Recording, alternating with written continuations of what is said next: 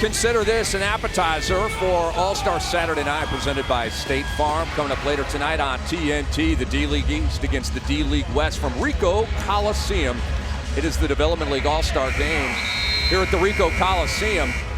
And year after year, we get oohs and we get ahs from these tremendous young players. And Jordan McCray certainly gave the crowd this season in the D-League all of that and more, with an NBA Development League record 61 points. He made 21 of 34 shots from the field, 16 of 18 from the foul line. That was on January 26th.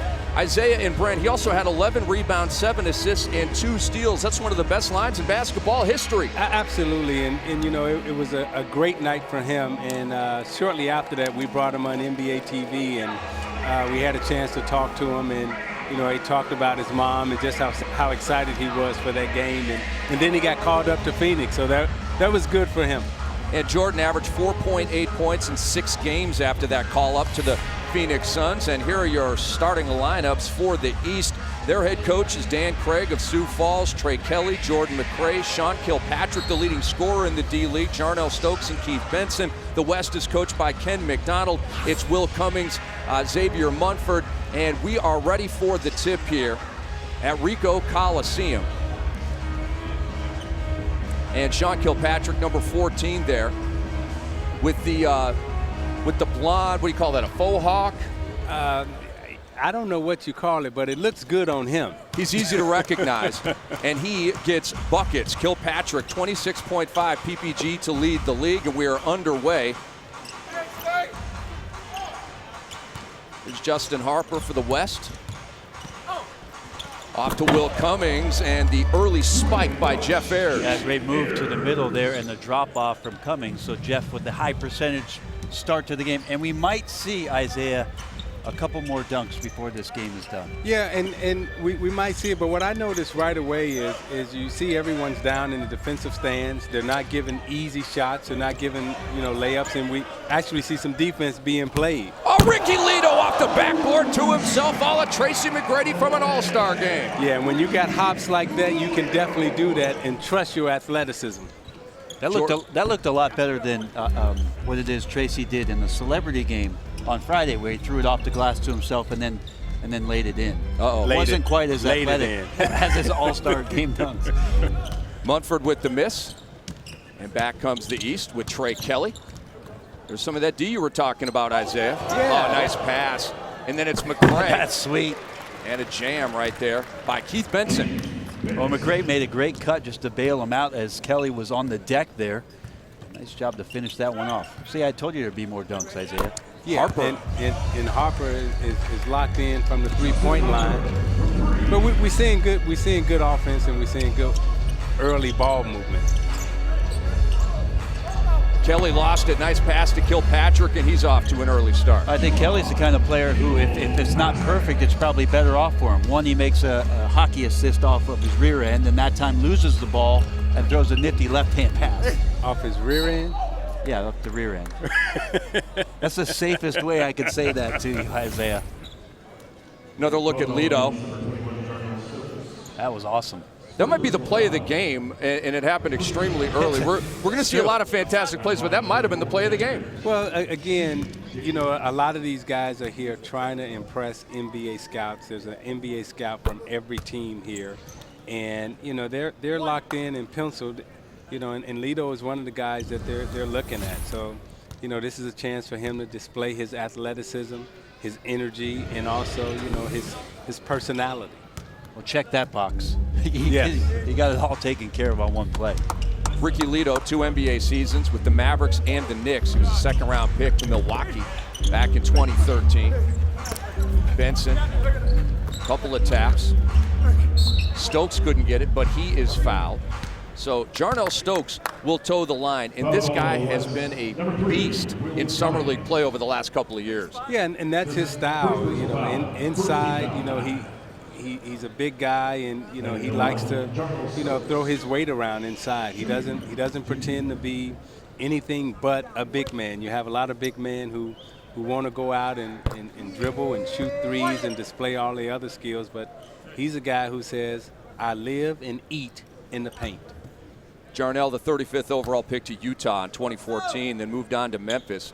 He's 8th in the league in scoring at 20.6, 4th in rebounding at 10.2, 20 and 10, not bad, and he's got the East within 2 of the West. Lito into Ayers, who's been busy early, but Stokes with the rebound.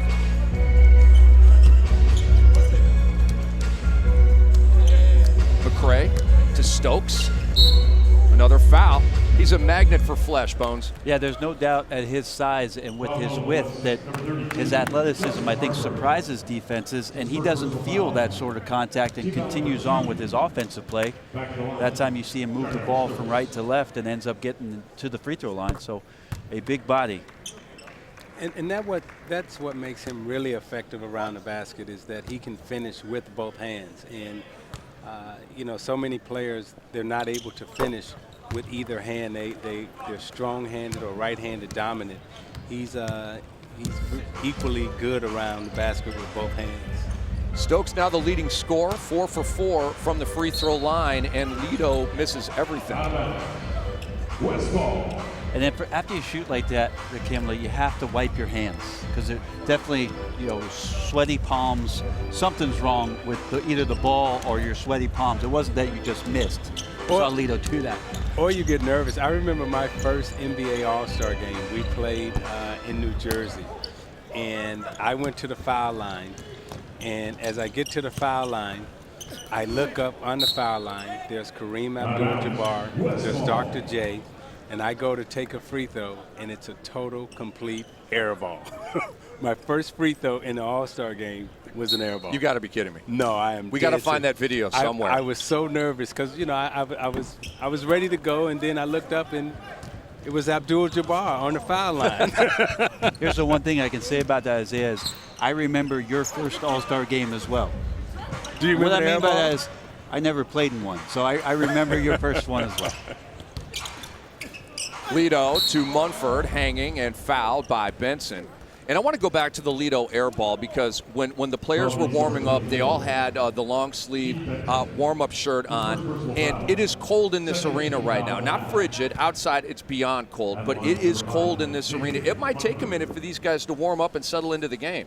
Yeah, it might. But again, when you on this type of stage, and you have, like I say, every NBA scout in the arena watching you, and you're trying to move up to the next level. I know me, myself, I'm coming in hot and sweaty, ready to go. Well, it did not stop Andre Ingram from initiating the three-point contest by putting 26 points on the board in the first round, 27 in the second round, and taking home the three-point crown here for the D-League. What a performance by him. Trey Kelly on the spin. A little long with that, Jay. Nice D by Munford. Let's give credit to defense. Cummings to Munford from the corner. That's what we're talking about. You play good D and follow it up with some good O. And so far, Rick Campbell, I have to say, we've covered a lot of these All-Star games. There's been a lot of accountability on the defensive end here. We've usually seen guys open up lanes and let guys get loose. That has not happened so far in the opening minutes of this contest. Keith Benson misses the J, and back comes Cummings, but it's picked off by Kelly. Here's Jordan McCray to Kilpatrick, and an easy hoop.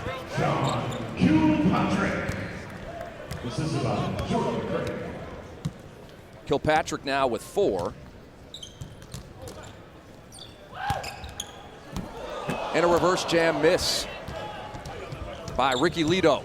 He's had an interesting start to the game. Another easy bucket for Kilpatrick. And as you guys know, that's how you get an All-Star MVP kind of day going, is getting some easy buckets. Yeah, and you see Kilpatrick is he's been very cautious around the basket. He's making sure he makes every layup. He didn't go for the dunk. He didn't go for the fancy moves.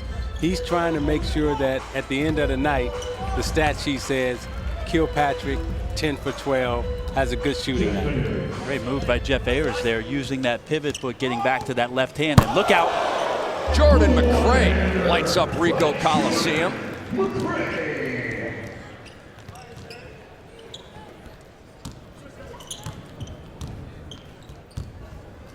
The East takes a 1-point lead over Lito and the West. Here's Harper. And the rebound to Trey Kelly. Nice dime. Another one, and Kilpatrick again. Yeah, just taking all the easy buckets. You see he's not wasting much energy around the basket. Just laying it up. Kilpatrick has 8. Lido. Fancy dribbling. And a nice dime to Ayers. Yeah, really nice find there. And a quick second crossover that time, Isaiah, to get Lido some room to make the play. Good start to the Development League All-Star game presented by Kumho Tire, the East 16, the West 15. We have a timeout at 14:03 of the first half. Jordan McRae, right in your face, world.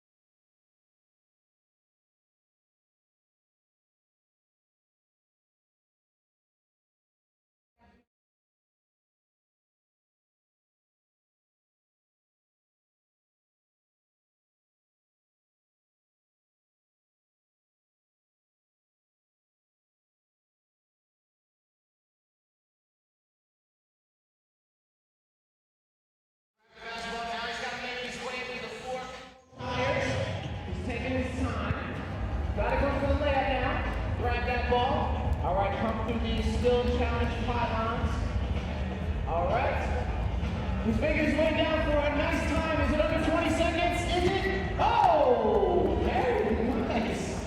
All right, Sean, you got 20 seconds. That's actually really good. Right. Now, you got to beat 20 seconds to get these 4 Kumho times. You ready? When you are.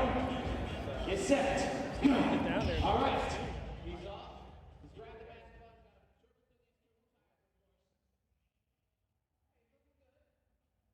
Hopefully he makes his layup to stay on pace. Yes. Okay. He's got to come through these skill challenge pylons. Can he beat 20 seconds? He's at 17, 18.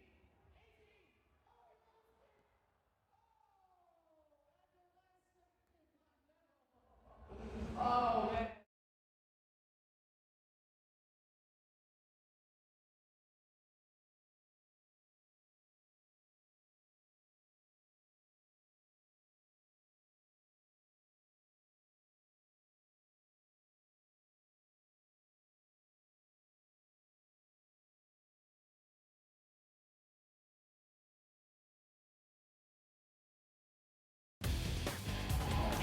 We're early on in the 2016 D-League All-Star Game, all part of All-Star Weekend from Toronto. Jared Greenberg courtside, along with the president of the D-League, Malcolm Turner, now in his 2nd season.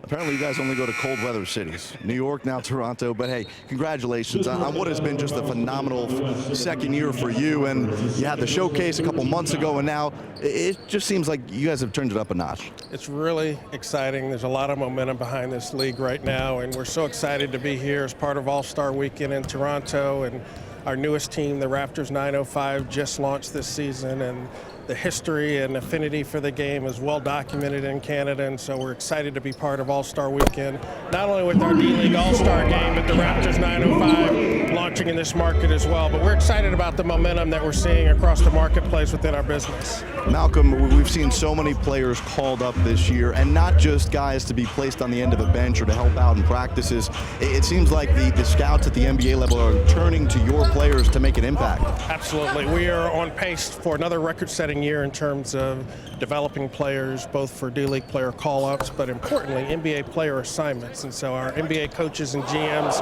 continue to recognize this league as an effective, efficient place to develop talent.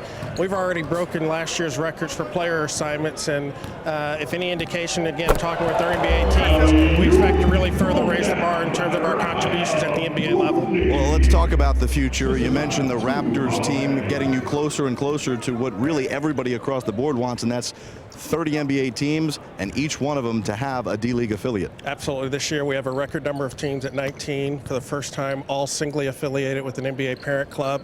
We have 3 teams coming on board next year for the 2016-17 season. Chicago, Charlotte, and Brooklyn will join the league. And so that puts us at 22 teams. We're within shouting distance of 30 for 30. We're actively talking with the other NBA teams who don't currently have a D-League team, and all of those conversations are progressing, all interested, and so we're excited about the future. Well, Malcolm, we appreciate you joining us as always, and best of luck here in the second half of the season. Absolutely. Thanks so much. Appreciate it. Guys, it's Malcolm Turner, the president of the D-League. Jared and Malcolm, thank you very much. Some of the action while they were conversing, Cady Lillane, a 3 and a block, and you had a jam by Putney. And this is Jimmer Fredette knocking down his first shot of the game. Well, we know he can score, and he's known for shooting. And, you know, when you watch him play in this All-Star game, I'm sure he's going to try to get buckets. Lillane hits another one. The big man can stretch that floor. The Haitian big man at 6'9", you would think he'd be playing on the block, but the Spurs knew what they were doing, drafting him at 55th. They understand his skill set and what he can do to stretch out defenses. So don't be shocked that he can pull up from out there and make it look as smooth as he does. And one for Jimmer Fredette.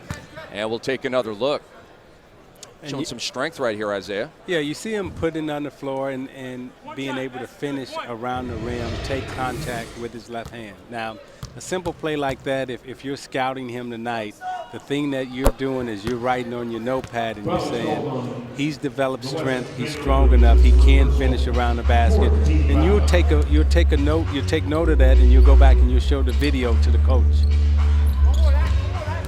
Lillane getting busy, moving to the hoop. Michael Era couldn't collect.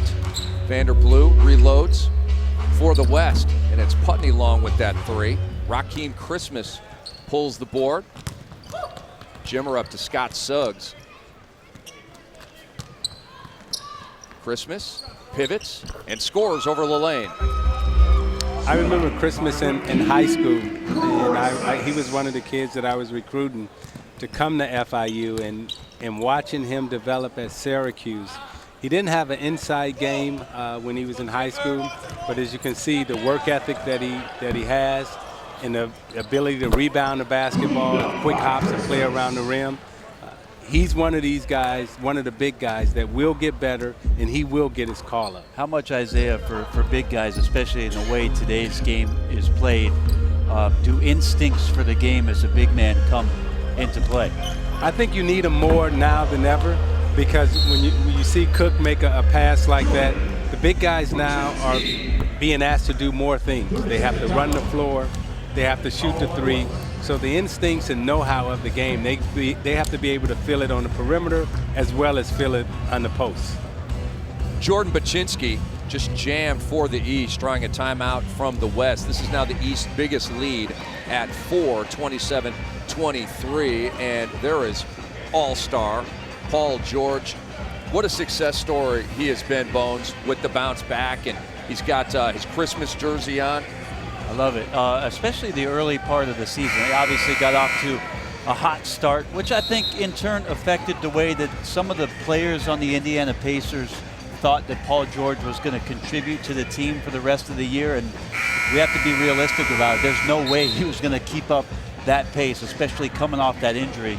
He is, in fact, the 3rd most traveled player in the NBA this year by total distance. Just a weird, random fact, but C.J. McCollum, number 1, Chris Middleton, number 2, and then Paul George. He's the 3rd most traveled player on the court this season. So to come back from that kind of injury, get those kind of minutes, and do what Paul George has done and be an all-star, that's awesome stuff for PG. Yes, it is. That's what I call a goodie. You're welcome. That's a goodie, Bones. I can't believe you gave Baczynski the jam call, because I think the timeout was called so the coaches could talk to him about, look, you're a big guy. You can't get halfway hung on the rim when you've got an open court. And Jordan Baczynski is 7'2". Yeah, but you can't do that. You can't do that, Jordan. So you guys aren't feeling the "it's cold in Ricoh Coliseum" excuse, are you? No, it's time to get off. It's time to play. And you know, I got a great story about Jordan Baczynski. We were on a flight last week together, going to Chicago. We were flying to Chicago. I'm in first class. Of course. Yeah, and he gets on the plane, and he's walking to the back, and And I'm like, no way he can sit and coach, right? His knees, it just won't work. So I get up, I give him my seat, and he goes, are you sure? Are you sure? I'm like, yeah, you can have it. He goes, oh, no, I can't take this. I said, man, look, you're not going to be able to fit back there. You got to take this seat. So he takes the seat, and at the end of the flight, he literally waits for me, grabs my coat, hands it to me, and says, thank you for letting me sit up here. What a story. If he had sat in the back, would you say he was coachable? Get that, coach seat, coachable? I get that. I got that. Yeah. It was over my head, but Isaiah got it. My bad. Jimmer for 3. I'd like to see Jimmer knock that down. I actually ended up sitting next to the coach. Oh, no way. Oh, I really so you got did. the inside scoop the whole way. Phenomenal. Paczynski with the rock. The lefty hook won't go. And back comes the West, trailing by 3. 2 Holloway scored a moment ago, and the reverse layup is good. And that is Vincent Hunter, one of the best big men in the development league with the Reno Bighorns, 5th in scoring, 3rd in rebounds. Christmas jams. That was a nice collect there because Jimmer, the pass came a little bit quicker on the skip, and Christmas able to clean it up. Yeah, and Christmas is he's one of those guys that, again, when I was recruiting him, he didn't talk about going to the NBA. He talked about wanting to finish college, get his degree. Ended up going to Syracuse, had every opportunity to leave early. Stayed all 4 years, finished, graduated, got his degree, and that's when you talk about a success story, because he's a young man that at an early age was predicted to go pro early, could have left, but actually stayed and got his degree. That's awesome. Here's Vander Blue, and no defense at all. Well, great acceleration from Vander there as he got to the free throw line. Gap opened up, and he closed quickly. Paczynski is the #1 shot blocker in the D-League at 2.6 per, and he just let Blue fly right on by. And here's Paczynski. The lefty hook goes that time. He's got 3 field goals. And the East leads by 3. To Holloway. And that's Putney on an odd alley-oop. It was an odd alley-oop, but it was very effective. Here's Jimmer, floater. Yes, soft touch. Again, no team able to really get any breathing room as we've got a 3-point game here, East in the lead. Putney, the lefty wouldn't go. Paczynski just standing there for the rebound. Fredette, by the way, now the leading scorer in this game with 10. And he's got an open look, but Putney made him change the shot. Scoop and score. Jimmer is feeling it early on in the D-League All-Star game. Shot fake, the most effective fake in basketball, and Jimmer uses it perfectly. And we have a timeout on the floor. The East with their largest lead of this game at 5. They lead 40-35, and a little finger roll at Ricoh Coliseum from the Jimmer.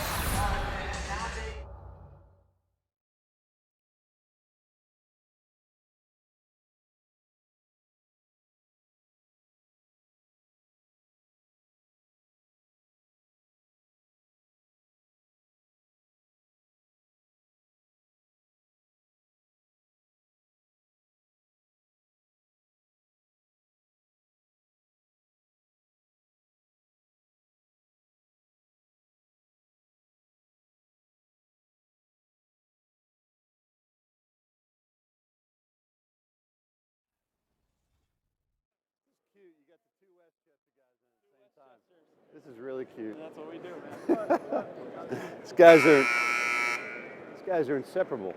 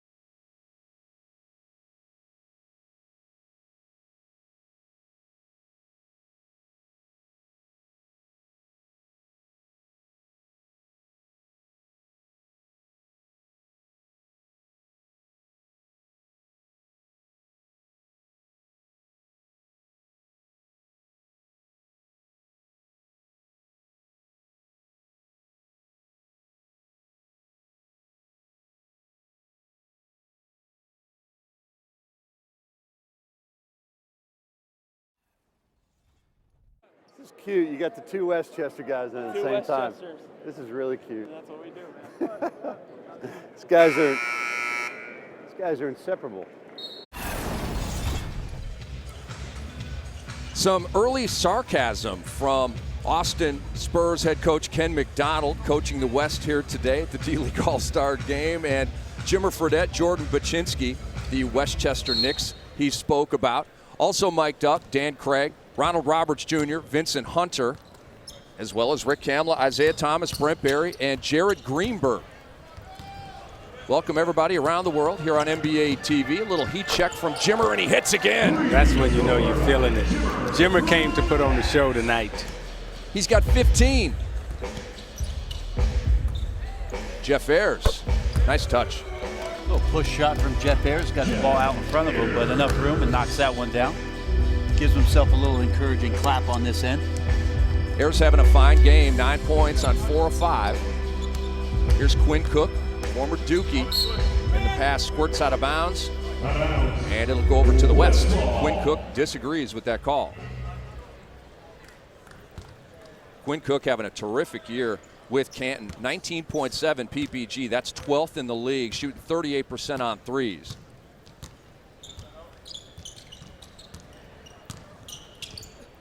Munford changes hands. I like the way Mumford is approaching the game. He's playing under control. He's staying within himself. And defensively, he is challenging. Jimmer driving on Ayers, finger roll again, cooking with 17. A couple times where Jimmer's had enough room to get that ball away from the big guy and finger roll it in.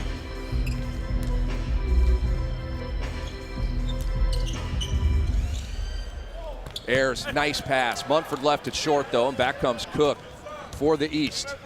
He's going to find Jimmer, who's going to launch again. Rebound cleared by Vincent Hunter. Nice dribble move. Left the pass behind his guy, though, and back comes the East.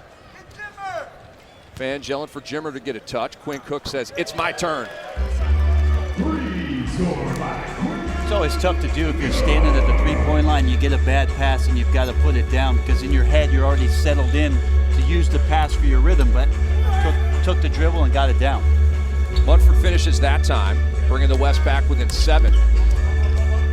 Cook in a hurry, spinning, turning. And it's Jimmer left alone. He's missed 2 in a row now. Cook picking up 94 That's for the D. what I'm talking about. Here's Brandon Ashley. Let's show a replay of that. Let's show a replay of some defense picking up full court. Brandon Ashley playing with Texas in the D-League, product of Arizona.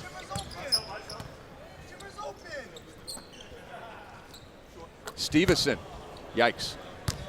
Leading rebounder in the Development League with an early air ball. Munford left alone, scooping. Maybe a little bit too much hot sauce on that delivery.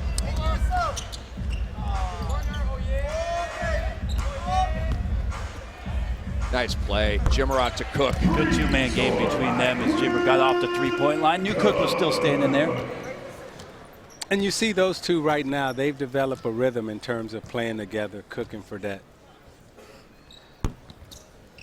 That 3 off the mark by Will Cummings. And a timeout is called by Dan Craig, head coach of the Eastern Conference All-Stars and the Sioux Falls Skyforce, currently the best team in the Development League here at the All-Star break. Cook for 3, we're rolling in Toronto.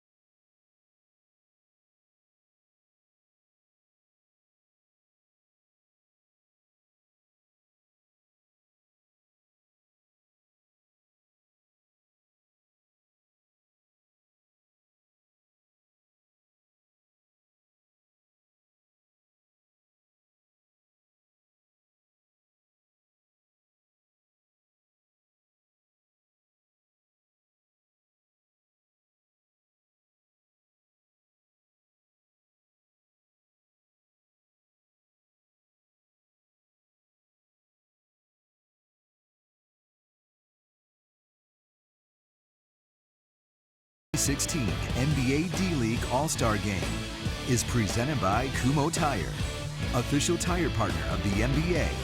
Kumho Tire.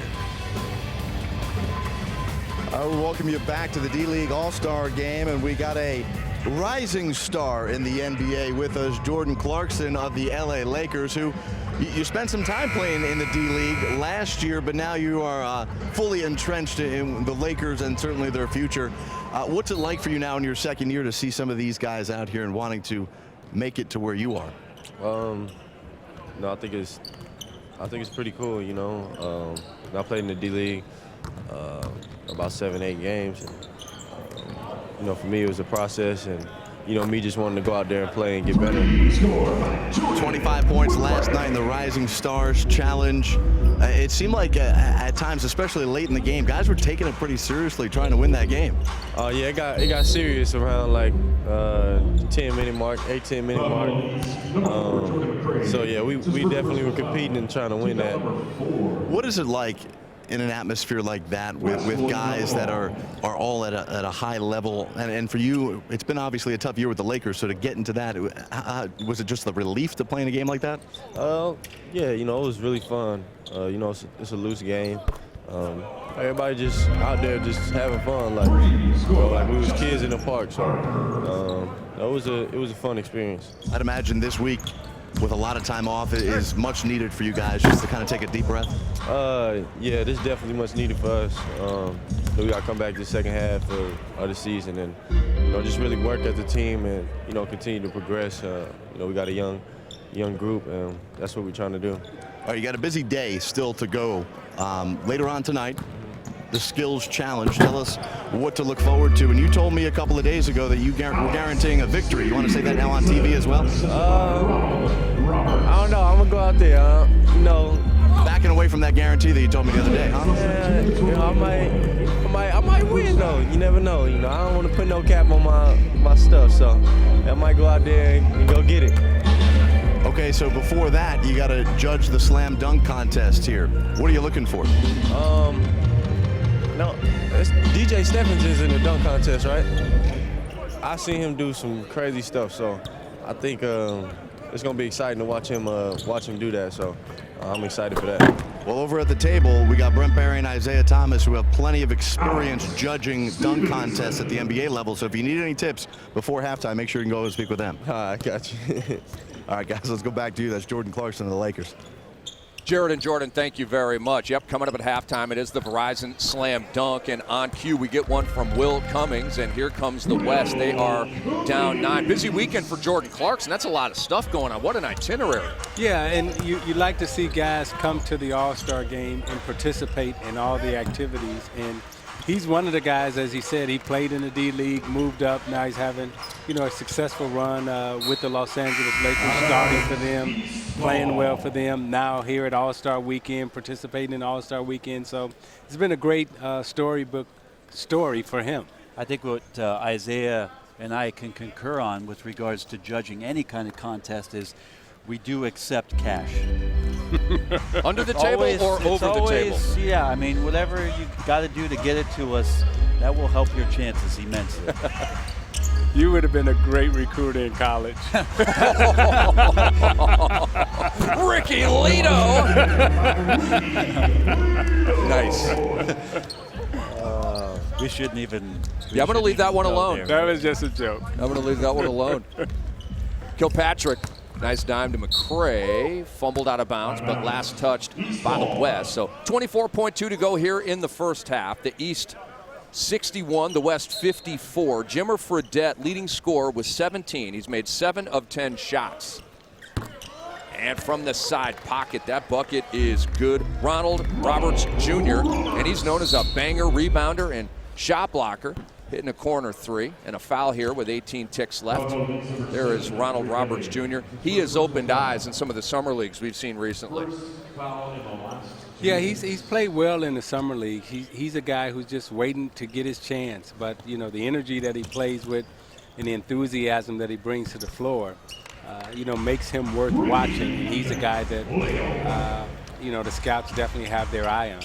The East might have thought the West was going to run the clock down. Lido took advantage. Now under 5 seconds left, and it's out of bounds once again, and it will go over to the west. So a chance down here by 8 to get a little bit closer. 1.7 left. Lido all alone. Got it off in time.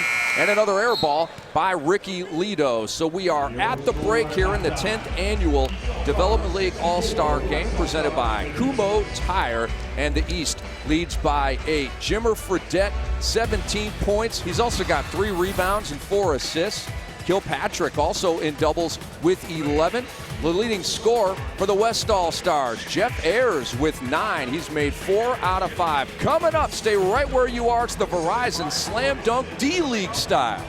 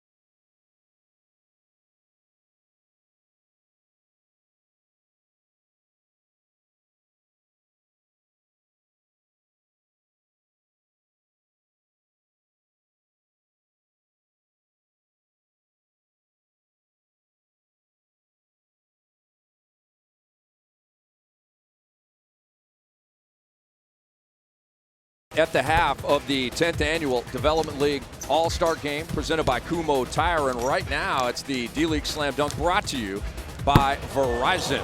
And earlier in the broadcast, the name DJ Steffens was brought up. DJ Steffens, currently of the Canton Charge, used to play his college ball at Memphis.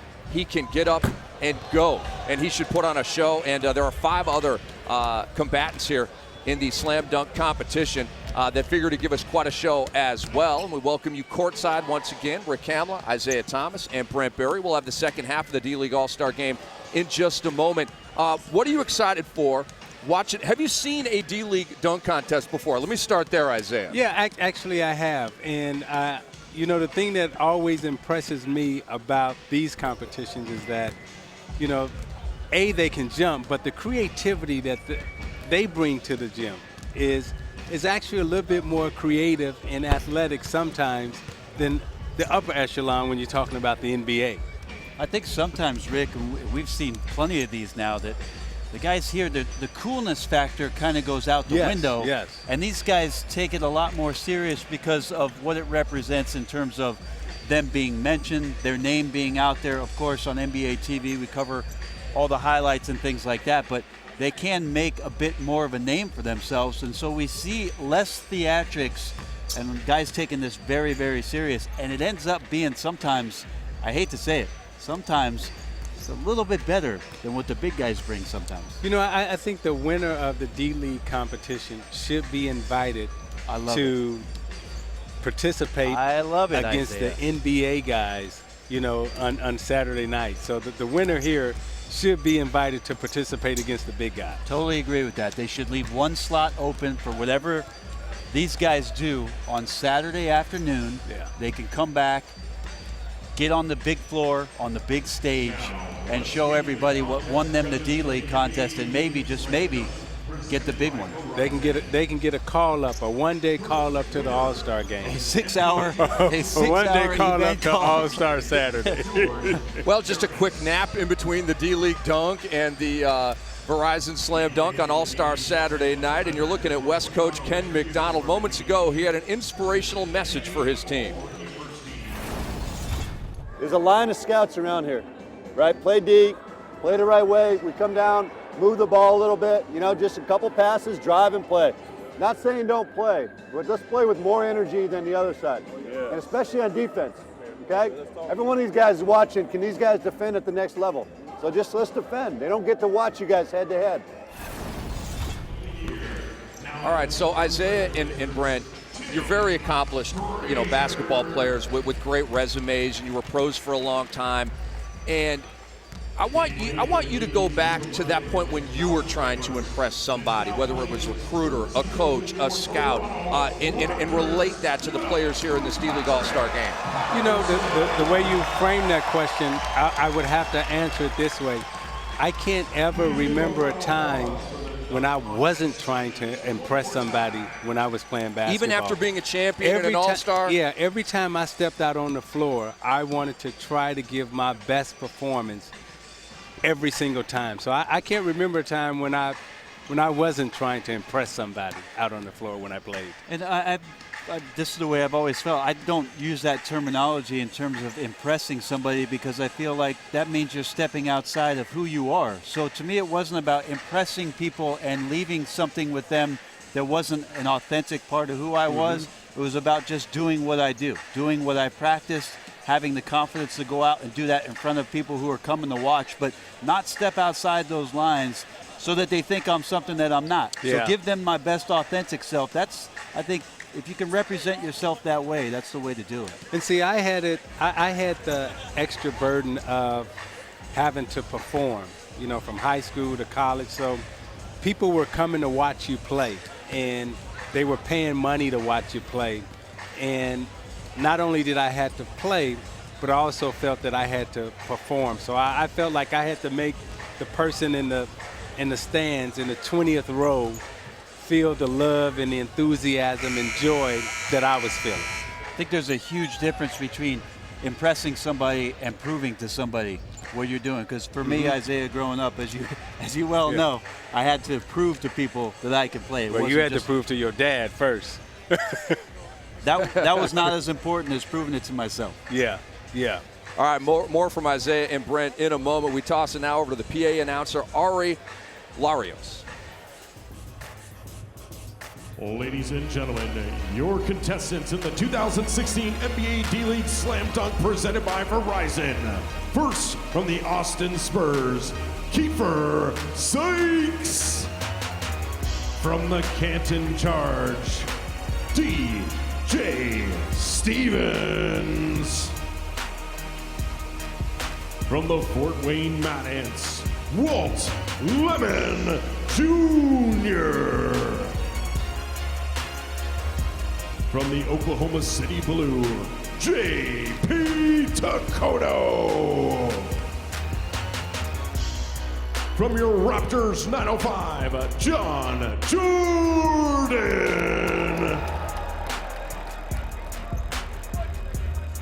And from the Rio Grande Valley Vipers, last year's D-League Slam Dunk champion, Jarvis Threet.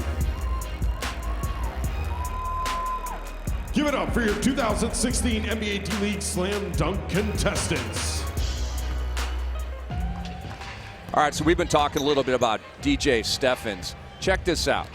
He has the highest no-step vertical of 40 inches and the highest max vertical of 46 inches in the history of the NBA Draft Combine.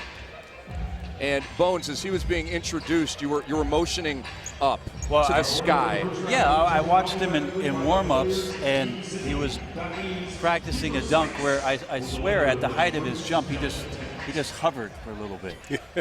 just for a little bit. So he is an impressive jumper. So is J.P. Tokido, Jarvis Threet, last year's winner. And Isaiah, we got a couple of little guys here. John Jordan at 5'10", Kiefer Sykes at 5'11", and there you see the judges. 3 NBA players, Jordan Clarkson, Seth Curry, and Patrick Patterson. Ooh. And this is John Jordan. Pardon me. This is Kiefer Sykes of the Austin Spurs.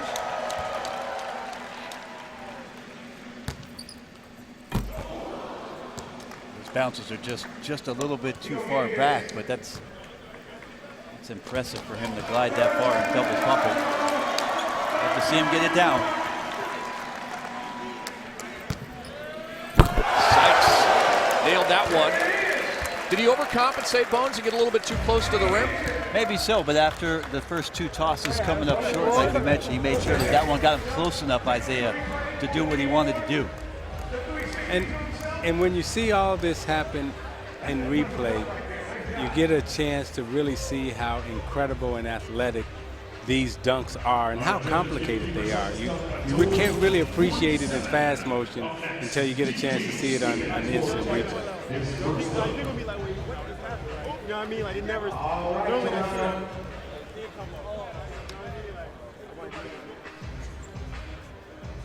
This man right here can fly. This man right here can fly. So here's the first dunk from DJ Steffens.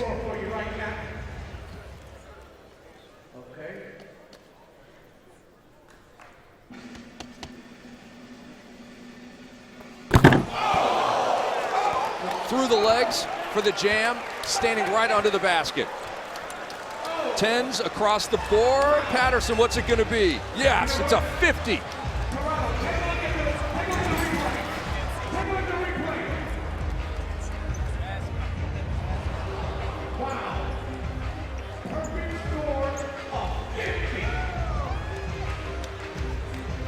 Bones, break this one down. You like that, just from the standstill jump? I mean, to do that, Isaiah, standing still, that's just ridiculous to be able to go through your legs underneath the basket. No running start. Man, no momentum. And you can tell the guys over there who play, they know how difficult that is. Here's Walter Lemon Jr. Is that a 50 or just a little bit below? We've seen these kind of dunks before, and unfortunately we penalize them because we've seen it before. But this is a great dunk. But is it a 50? Probably not, only because we've seen it before. So we need a little bit more creativity, a little bit more just selling a dunk. You know, it was a great dunk, a dunk that I couldn't do, but you know, we've seen these kind of dunks before. The judge is not all that impressed, a 42. This guy can rise. Rookie out of UNC, J.P. Tokido.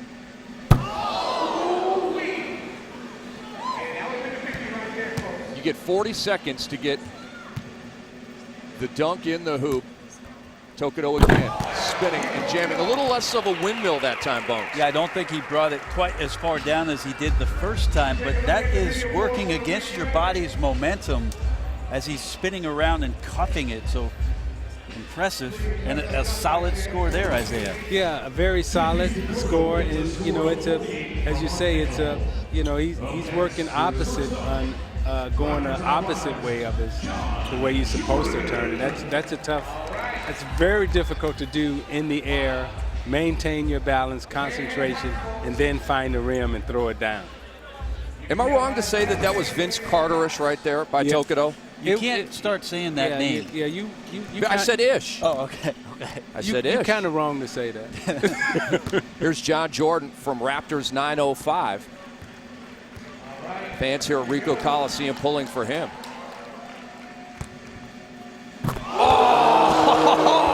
Now that's got to be a 50. Yeah, that's Spud Webbish. That's Spud Webbish. Dallas All-Star Game dunk. Give it to him, Patrick. Yeah, you got to give him a 10 on that one. Do you think, Isaiah, as we get a great replay of this one here, that sometimes the judges are affected by how it is that the ball goes in? You know, sometimes the ball will rattle around the rim or things like that. That time, watch the way this ball goes in. Super clean, the net doesn't move. Adds a little, maybe a little style to the dunk. Yeah, as you say, definitely style to the dunk. I mean, it's all about style points, too. And the theatrics, the hanging in the air, the running away. I mean, all that count. I mean, you're selling it now. You got to sell it. It's a good last name to have if you're in a dunk contest, I think. Jordan. Jordan. Yeah. It's probably a good name to have in basketball. Jordan. So and a 50. Hey, 50. All right. A 50 for Jordan. What a surprise. So the reigning slam dunk champ in the Development League, Jarvis 3 of Rio Grande Valley. Off the window and the reverse wouldn't go. He put on a show for us last year in New York. He was great. But he's got some stiffer competition this year. He does. He's 6'2", taking his time. And this may be his last attempt right here. We're approaching 10 seconds. Again, you have only 40 seconds to do this. And spinning and jamming, were you impressed? Well, that was extremely difficult because there was a bad toss. I mean, it was a toss way outside the lane, and he found a way to get to the basket. Now, the judges aren't really appreciating how difficult that was, what he just did. But, I mean, you see, this is a bad toss, and look where he catches it at and also finishes. He does it very easily. But, you know, what do you think, Bones? I liked it. I think they probably took a couple points off because of the rattle and hum. The ball did not go down clean, so maybe a couple points there. So a 40 for Jarvis. So Steffens and Jordan have authored up 50s. Tokido had a 48, Sykes had a 47, Lemon a 42, and the reigning champ is last after the first dunk with a score of 40. You get 2 dunks in the first round, then those who advance to the second round will get 2 dunks as well. And the highest composite score of the 2 dunks moves on from this round and then ultimately will win the D-League Slam Dunk Championship, brought to you by Verizon. You know, Rick, what probably else, you know, what else is probably, you know, when you look at these guys kind of standing around, you know, they don't get a chance to get loose. So we will be right back with more of this slam dunk competition. We're at halftime of the D-League All-Star Game.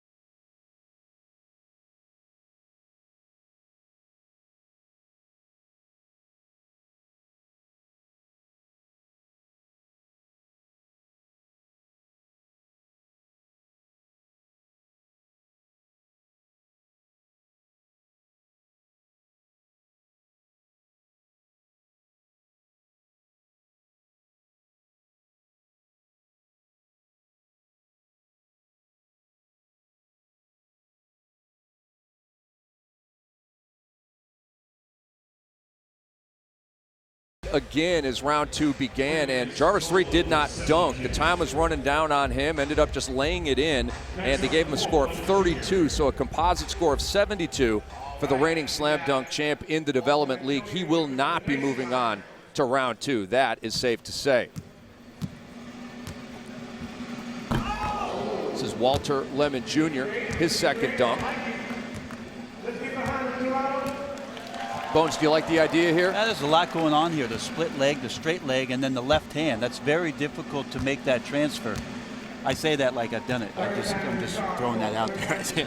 I understand. I'm always impressed with the degree of difficulty that they try these dunks with. Ooh, almost got that one. Need to hurry. We're down to 5 seconds. Down to 4, down to 3, off the window, and he does not register a dunk here in the second round. They're saying he does get one more chance. That was not in the rule book I was given before the competition. And I'm not sure why Threet didn't get another chance either. I guess because he laid it in. Maybe he didn't know he could have a second one. So we'll see if Lemon could take advantage here.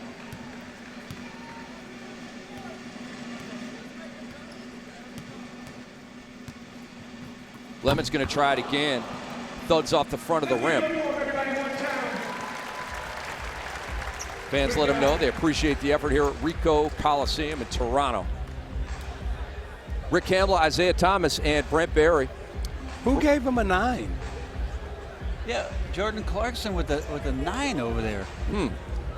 Isaiah, you gotta have a chat with Jordan. So 33. Did Jordan Clarkson pick the wrong card? Did he reveal the wrong card, or was it upside down? Upside down. Yeah, maybe just upside down with the 9. Is that a turnover by Jordan Clarkson? Sykes. I'm kind of liking Sykes with the chain going on. It reminded me of Terrence Stansberry or young MJ. Whole chain in it. I just hope it don't hit him in the face. I mean, the young MJ chain was sparkling and he was gliding through the air. Kiefer Sykes, third attempt. Okay, we may go 3 consecutive contestants without getting a dunk. That would have been nice. I mean, just lobbing it to yourself like a self alley-oop right there. So he'll get one more attempt. One more. I'm wondering if there's a Canadian dunk exchange rate here that we have to deal with. No? I'm not sure. I don't know about exchange rates. I know PPG assist to turnover rates. Sykes is going to give it a go again. He almost got it, but it's off the heel all the way to half court. So we've had 3 straight contestants not register a dunk. This is not a good dunk contest. Not yet. This dunk contest has turned into my buddies playing in the backyard. Okay, let's talk about the judges. How are we getting 8s and 7s when you're not even getting a dunk? Jared Greenberg's got to make his way over to ask about the generosity that's being offered up. So the judges cannot vote less than a 6. It's got to be a 6, 7, 8, 9, or 10. So 30, I guess, would be the lowest score there. So this is like that commercial where everybody gets a trophy for participating? I like that. His dad scratches it off. I enjoy that. That's a good one. Here we go. JP Togodo. He's going to give us something.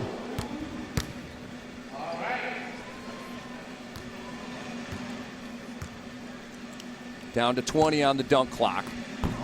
And Tokodo spinning. Very similar to his first dunk. Sure was. Over there, that spin and cuff job. This time he's sending it through the legs. Are you still mad at me for the Vince-ish comment? And he threw that one off the backboard in. Well, I might re-rack it. I have time. I might go back and do another one. So they're saying it does count, but that wasn't a dunk. They're saying it was a good dunk. That's unfortunate for JP Tokodo. There was about 9.8 or whatever on the clock. And the crowd's chanting for one more dunk. I don't know if he's going to get it. This is what the judges.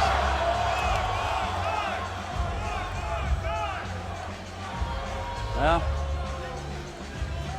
it does go down, and maybe they're just saying after it passes through the net like that, he gets to 41.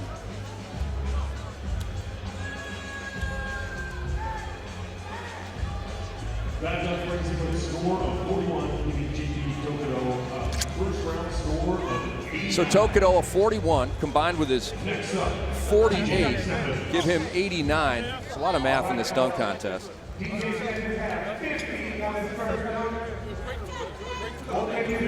And I know these guys, they're trying their best, obviously, Rick, to get things down. I just hope the next few competitors can do it clean and do it quick so we can get some more energy in the building here for the contest. Yes, Isaiah? Absolutely. You definitely want to see, at the dunk contest, you want to see dunks. Well, that is a great call. Here is DJ Steffens, 50 on his first dunk, and we still have John Jordan of Raptors 905, who also had a 50 in his first dunk. Oh, now that's a dunk. That's what I'm talking about. That is a dunk. Is it a 50, though? That's a 50. Are you raising up a 10? Absolutely. If the no dunks are getting 9s, then the dunk got to get a 10. Uh-oh, we got a couple of 9s here. What are you doing, Jordan Clarkson? The 3 NBA players all gave it a 9. Wow. Look how far he gets up and out there from, but the angle off the ground is going to be sweet, Isaiah. This one's going to show you just how high he gets on this one. This is an awesome one. Yeah. He had time to cock it in midair. Yeah, that was nice. Great glide there and just tremendous power from DJ. Yeah. So Steffens has advanced to the championship round with a 50 and a 47. So it's a composite score, Isaiah, of 97. I'm worried about the judges. I'm just going to put John that out Jordan, there. who's coming up next, he needs a 40 to advance. Rick, I'm just going to put that out there now. I'm worried about the judges now. I think we got some hating going on with the judges. Uh-oh. Here's Jordan.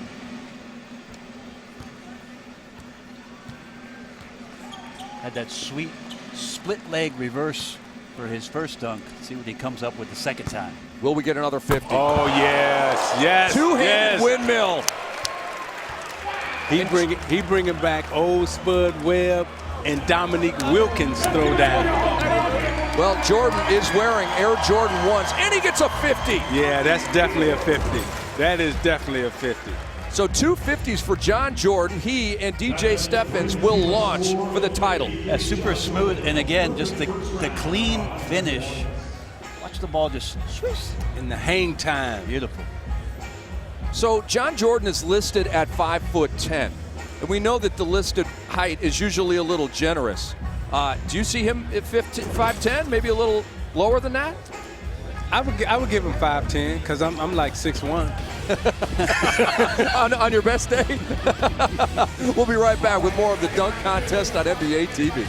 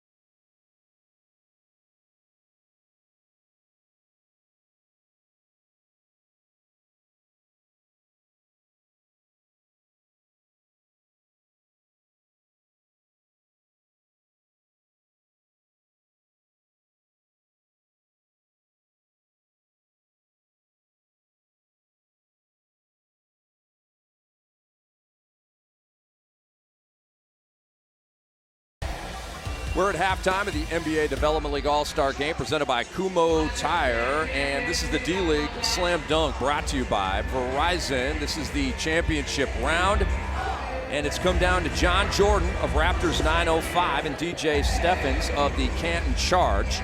Steffens' 97 composite score in round one. Jordan back-to-back 50s, and Steffens will jam first here in the championship round.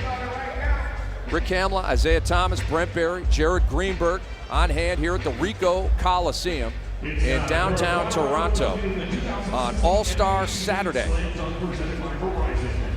Steffens averaging 8.5 points in about 21 minutes for the Canton Charge.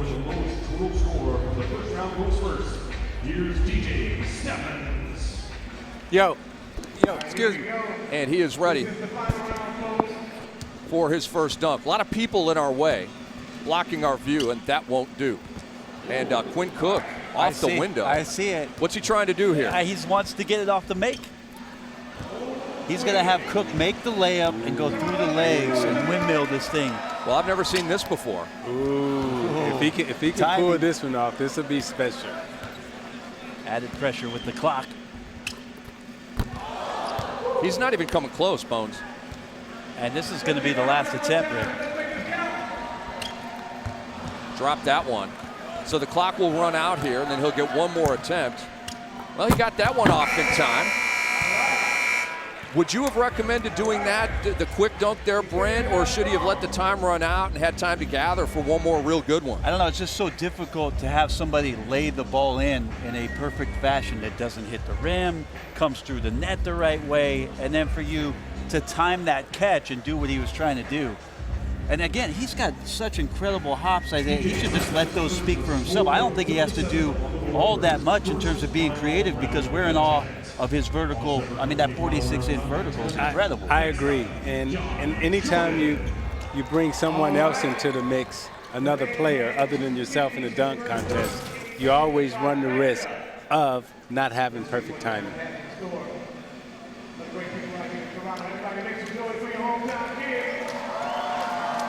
All right, so here's John Jordan. Again, back-to-back 50s in the first round. And Quinn Cook, a popular guy. He's going to lob off the window to Jordan. Jordan looking good here. Steffens, first dunk, a 37. Jordan, he's going to win this thing, Bones. I mean, really, his strategy for this dunk is to do something he knows he can do, and there's no doubt. Complete confidence in that one as Cook lays it off the glass, and he windmill reverses it to the tune of a 50. Third straight 50. Yeah, I mean, when you look at the reverse windmill, I mean, that is extremely difficult to do. In the air, hang, throw it through, and Bones, as you said, you know, the clean swish that goes right through the net, perfect finish. Loving these swish dunks he's had so far. It's pretty awesome to watch. Jordan can really get up, obviously, averaging 7 points in about 18 minutes per game for Raptors 905. It's really too bad, Rick, because if DJ, that first dunk that DJ was trying to do is so difficult that this first round, he should have done something for sure he knew he could do to post a score somewhere in those mid-40s. And now that first one's going to really hurt his chances of winning. Yeah, he needs a collapse, a 50, I should say, and a collapse by Jordan to get back into this thing. Again, 37 on his first dunk for Steffens. Here he goes. Isaiah, is what he's trying here a little bit too difficult? You know, maybe he's done it before, but, you know, when you're in a contest like this, you definitely want to do the things that you can do to post a score. If you're trying to win, you also want some performance in it also. But when you're trying to do this type of difficult dunk and it's not going well, then you start to stress. DJ Steffens really struggling out here. He does have one more shot here after the 40-second clock has expired. DJ Steffens. Jimmer Fredette's probably thinking, hurry up, I'm cooling off. That was nice.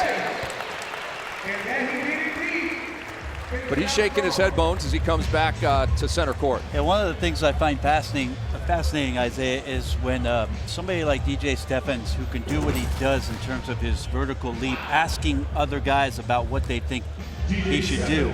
And those guys not having any idea what that's like to be able to jump like that. So I don't know how they offer up advice. You know, I remember watching the first dunk contest with Dr. J and Larry Nance. I remember Dr. J had all his dunks scripted out, written on paper, and so did Larry Nance. And, you know, I never knew that type of thought, that type of preparation went into dunking and went into winning a contest. So Stephens got a 49, a composite score of 86. Jordan already with a 50. If he offers up a 37 here, that would give him 87 and the D-League Slam Dunk Championship. Well, according to Jordan Clarkson, he could just lay it in and get that kind of number.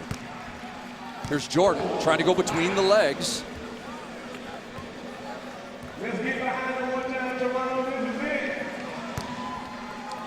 Oh. That one slipped through his hands. Peeks at the clock. It's approaching 10. And a spinning jam. That should be good enough for the victory for Jordan. I don't think there's any doubt, Isaiah, that just getting that dunk down is going to do it for John Jordan. Yeah, and you know, he went to the degree of difficult dunk. We've got some reluctance. But that was a dunk that he could do. 7. Are they trying to do that? I see a lot of smartphones over there, and I'm wondering if they're trying to work the numbers. Well, Jordan Clarkson, what's going on? Clarkson's been unpredictable. Where is he? We got a 9. We worried about the judges here.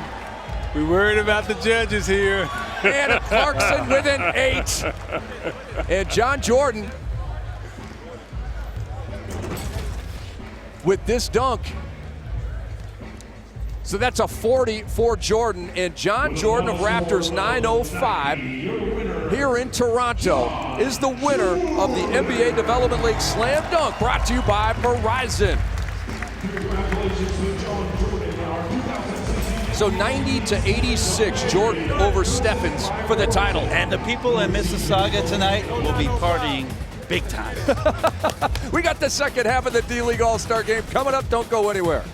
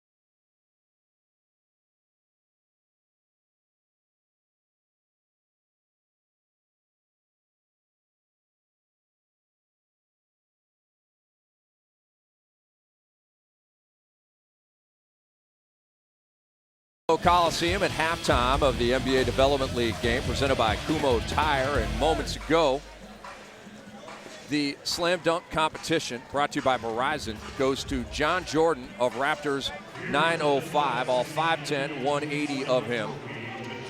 I would not call this a Development League slam dunk classic, but Bones, John Jordan held up his end of the bargain. Yeah, I think he was just solid and had an idea. Whatever he was going to do, he had done before. Wasn't going to try anything new on this stage. And again, representing the 905, winning here at home, and a great moment for John Jordan. I thought his dunks were pretty spectacular. You know, with the exception of, you know, his final one, which was a spectacular dunk, but because he had tried the most difficult ones earlier, he missed it. I mean, this was a pretty solid dunk. For a guy of his size, hanging in the air, spinning, reversing, and then the windmill a la Spud Webb between the legs, reverse throwdown.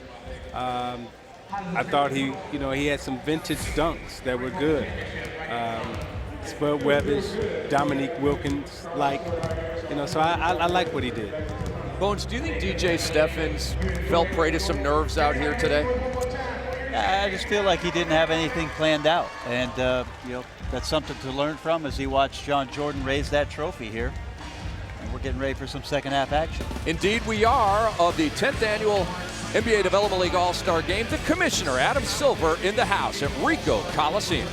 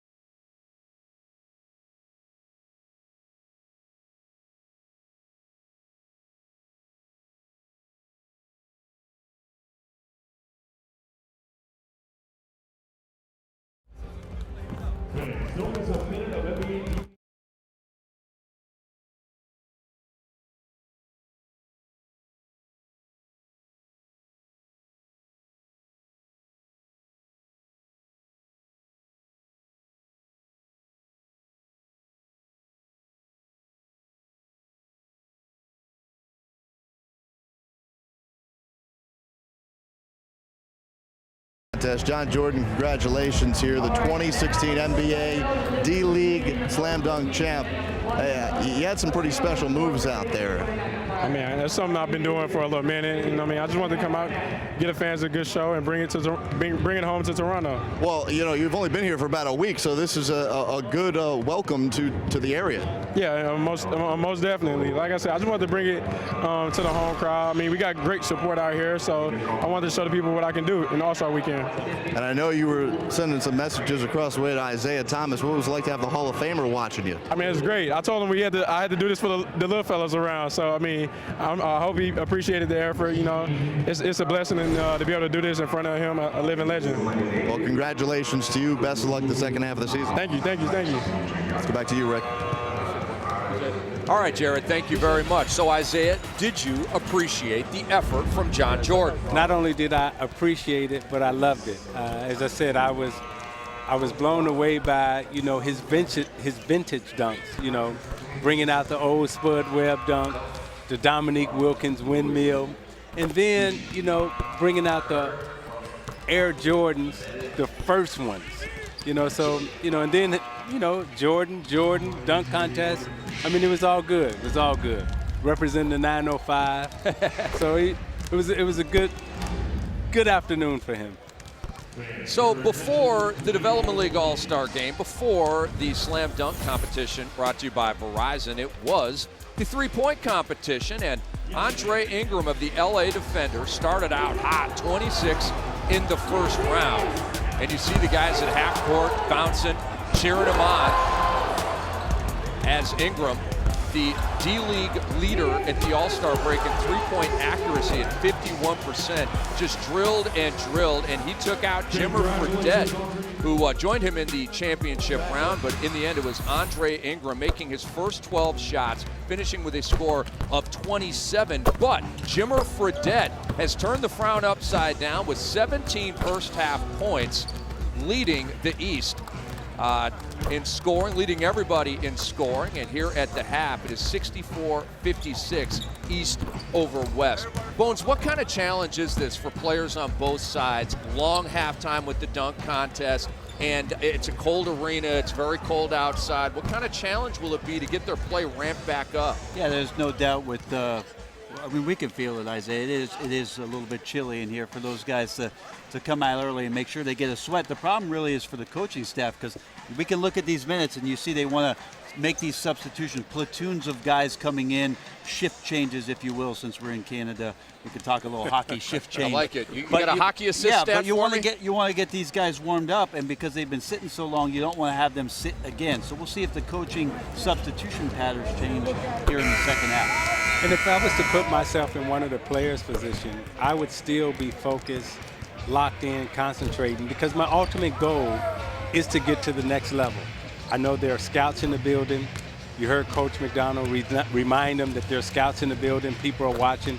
So this is the day where you come to really perform and to show, you know, what you got. So while that was going on, I probably would have been stretching, trying to get a couple of sprints in, trying to stay loose, so I would be ready to take advantage of some guy who wasn't prepared in the third quarter. Well, and that would have been most of them because they were gathered around and watching the slam dunk competition. But Isaiah, that's the competitor within you. That's the got to win within you. Absolutely. I'd have been running stairs. I wouldn't have been watching the slam dunk. I'd have been running stairs, running around the building, staying loose. I gotta say, we had to stop him from doing that during the commercial break. Isaiah wanted to stay loose. I love it. Jeff Ayers with 9 to lead the West. Sean Kilpatrick, the only other player in double figures, he has 11. Got off to the early start, then cooled a little bit. There's Jordan McRae, 61 points in the D-League in a game earlier this season. Jared Greenberg is standing by right now with Devin Booker. That's right, guys. A big Saturday night for Devin Booker, the Phoenix Suns rookie. We saw a three-point contest go on here in the D-League level. What have you been doing today to get yourself ready? Well, I've been on the move today. I haven't got a chance to practice yet. We have practice later on today, but you know, I'm blessed to be in this situation, so when I go out there, I'm going to try my hardest, and hopefully I come out with the win. Did you use last night in the Rising Stars Challenge as an opportunity to get comfortable with the rims? Definitely. You know, I think when we played Toronto up here the first time, I didn't even get to play, so I wasn't even used to the gym or nothing. So, you know, it was a good first start in the Rising Stars game, and, you know, hopefully I can build on that. Do you feel that the three-point contest has become the headliner of All-Star Saturday night? I think it has. One, because we have the MVP in there. That's how the game is changing. You know, as you can see, you know, it's a lot more threes being taken in the league now, and you know, the game's just evolving to three-point shots more important. I mean, obviously the slam dunk contest will always be special, and people always want to see that. But, you know, I'm looking forward to both. We see the progress you've made in your own individual game. Obviously, a lot of it, as you mentioned, has just been the playing time. What do you see has happened to your game over the last few weeks that has allowed you to put up these numbers aside from that, just the minutes? Just working on my game. You know, when I wasn't playing at the beginning of the year, I was still working on my game. And I knew how it was going to be. You know, that's how it is for rookies. You know, it's unfortunate that a couple of our players went down, but, you know, opened up opportunity for me. So, you know, I just took that chance and I ran with it. And, you know, every time I go on the court, I think about the times that I wasn't playing at the beginning of the year. So, I just use that as motivation. So many guys that are household names. They are superstars you're going to be going up against tonight. Quickly give us a sales job as to why you have a shot to win this tonight. I'll never go against myself, so I'm always going to say I'm going to win. But, I just say just wait on it. Just wait on it. I can't really talk because I'm a rookie. They're proving in this league, and hopefully I can build my name off this. Saying the right things, guys. Devin Booker tonight, maybe the dark horse pick for the three-point contest.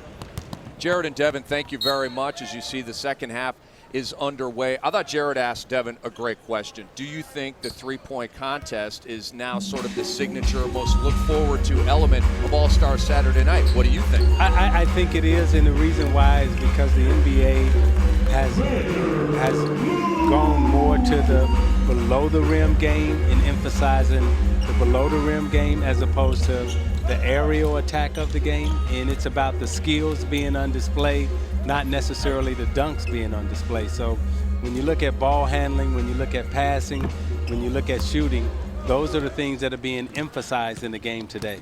I would love to see Isaiah, the league, take a look at the way All-Star Saturday is set up and bring back the brackets and having guys shoot against one another, maybe 16 shooters where you go 8 and 8 and have guys shoot at the same time. I remember early on they used to do that where they were on either end of the court, and if one of those guys gets hot, obviously people in the arena can watch, but with beautiful HD televisions and large screens everywhere, it'd be fun to watch that and bring 16 guys in sort of in a tournament bracket style, but definitely finish the night off with it. And I also think that, with the slam dunk competition, if I could move to that, I think if what we have in the three-point shootout, you have the best players. You have the MVP of the league competing in the three-point shootout contest. In the slam dunk, we're not getting the best dunkers in the NBA and the best household names in the NBA competing. And that's what I think is kind of missing from the slam dunk contest. Putney puts it in, but to your point, we are getting the best of the three-point shooters in the three-point contest. And, of course, that's sponsored by Foot Locker. And we are tied at 66, 3 minutes into the second half. Scoop and score by Trey Kelly. And Trey Kelly, after going scoreless in the first half, has a couple of buckets here, and that is Vander Blue lighting up Ricoh Coliseum. Yeah, nice job on the wide run out to get that alley-oop to go. Interesting in the first half, both teams having 18 assists in the game. And again, we're not used to seeing that in these kind of games. You see a lot of isolation play and guys showing their individual one-on-one skill, but that first half was about as clean a team play as we've seen at the D-League All-Star game. So at the half, we had 3 scoreless players. I just mentioned Kelly. Michael Eric, who just scored there once again, and now he has 4. The only player left scoreless in this game is Scott Suggs on the Eastern All-Star squad. West leads 70-68. And Stokes puts it in. 70 apiece. Vander Blue. Isaiah, come on. Yeah, but I think what we're seeing right now is the effects of people not being warm in the start of the third quarter. We saw a missed dunk earlier by Putney, who was trying to dunk it, and you look at what's happening now. You're just seeing a lot of sloppy play, a lot of poor defensive play, and I just think that the slam dunk competition took so much time that the players aren't loose and they're not warm. Jordan McRae tried to lob it to himself. Stokes there with the rebound, had it knocked away. And Keith Benson, boy, it looked like he was fouled, no call. Keith Benson agrees with me. To Holloway, to Michael Eric. And moments ago you saw To Holloway with an air ball from the mid-range. He's a way better player than that. He's 8th in scoring in the D-League at 20.6, 6th in assists at about 6 per game. But if I'm playing in this game right now and it's getting a little sloppy like this, and this is what Magic Johnson and I used to do in All-Star games, we would just take a timeout. We would take a timeout, go back to the bench, and we would both say to our teams, hey, let's tighten it up. Right now the game is getting a little sloppy. It's a little out of control. let's give the fans what they paid for. So you take a timeout, take a break, and then you start playing again. And I think that's what needs to happen right now. Michael Eric bodying Keith Benson, and Eric off to a good start here in the second half. Michael Eric, 6'10", center out of Temple. And the West leads 78-74. And Isaiah, you wanted a timeout. You got a timeout. Vander Blue, 14 points to lead the West All-Stars. He's the second leading scorer in the game. And scoring on a nice alley-oop here at the Development League All-Star Game.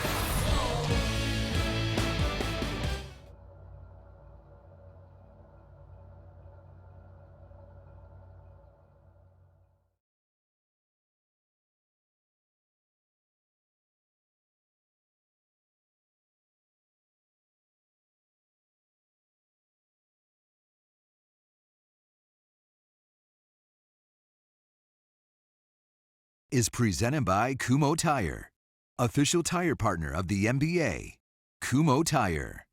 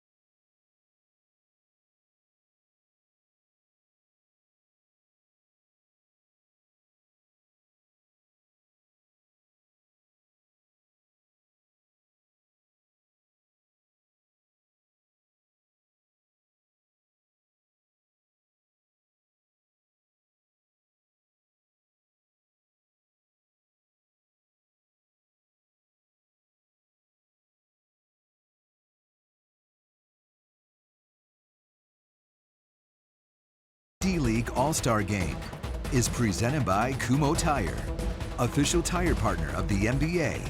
Kumho Tire.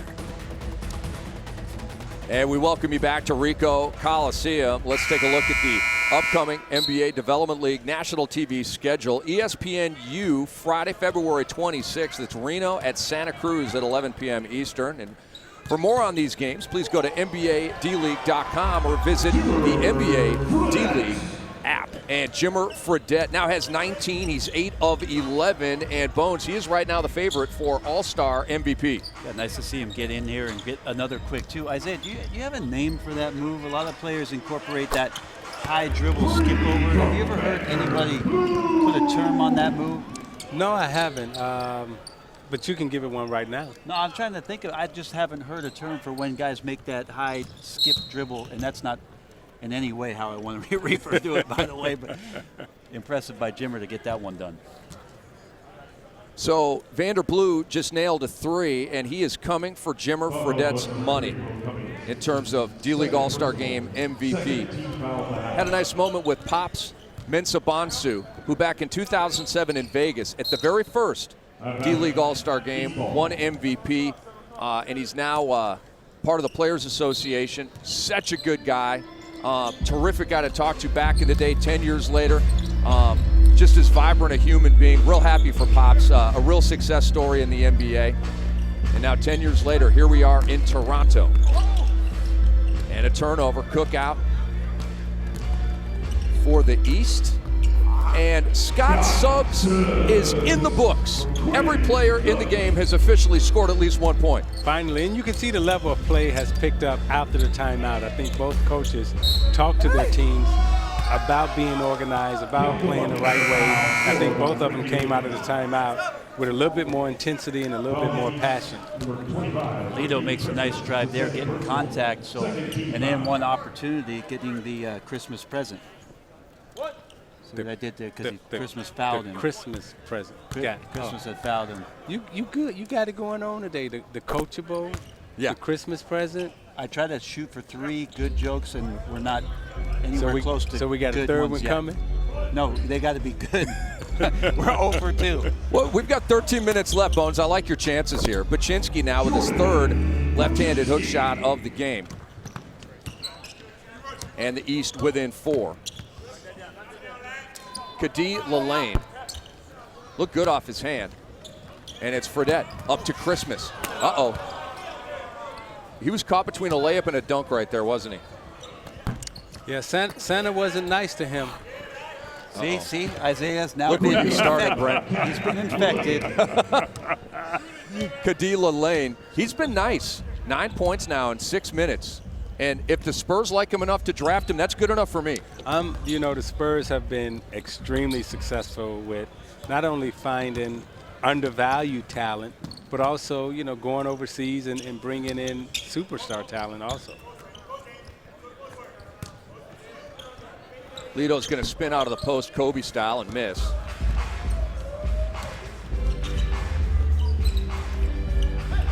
Suggs is going to try again. Yep. After he gets that easy 2, Rick, you mentioned it, getting on the board. Lots of confidence behind that 3-point shot, knocks it down. He's got the East within 3. Glad to have you watching around the world on NBA TV. Rick Kamla, Isaiah Thomas, Brent Barry, Jared Greenberg, and our awesome crew here on hand in Toronto at the Ricoh Coliseum as Jeff Ayers hits. Ayers now into doubles with 11. Rakeem Christmas. And he had a little bit more oomph right there after a couple of misses. Yeah, he has that type of explosiveness. He has that type of get up. And sometimes you want to see him play with that every time down court.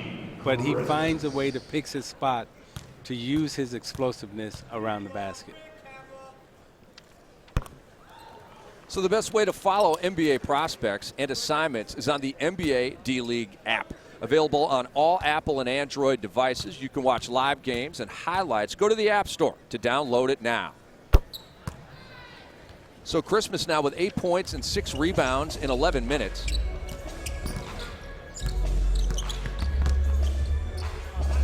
Ayers, another deep 2. And Bones, that's well within his range. Yeah, 2 times Jeff has just stepped into open space there and able to knock down that jump shot. East with the rock down 5. They tried to get it into Baczynski. Maybe not the right idea there by Cook. Back comes Cummings. Nice move for the bucket.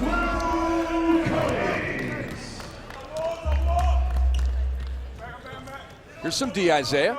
Like that. Again, you see him picking up. Little swipe. Lido for the dunk. So you got to love that, right? Cummings that, with the D and the unselfishness. And that's how point guards and that's how the guard play is supposed to go. You play good D, follow it back up with some good O, but you don't let Jimmer drive down the lane and shoot a nice floater. That's when Jimmer accepted the challenge and said, okay, you got D, I got better O. 21 now for Jimmer Fredette. He's the high man in this game. Vander Blue right behind him with 17. Christmas was fouled, going for the lefty pack. 7-point lead by the West. See what Christmas can do about that. And if you want to stay up to date on every breakout, D-League performance, and Gatorade call-up, you can head over to NBADleague.com, your home for D-League news, highlights, and live games. Checking in for West, number 24, Vincent Hunter.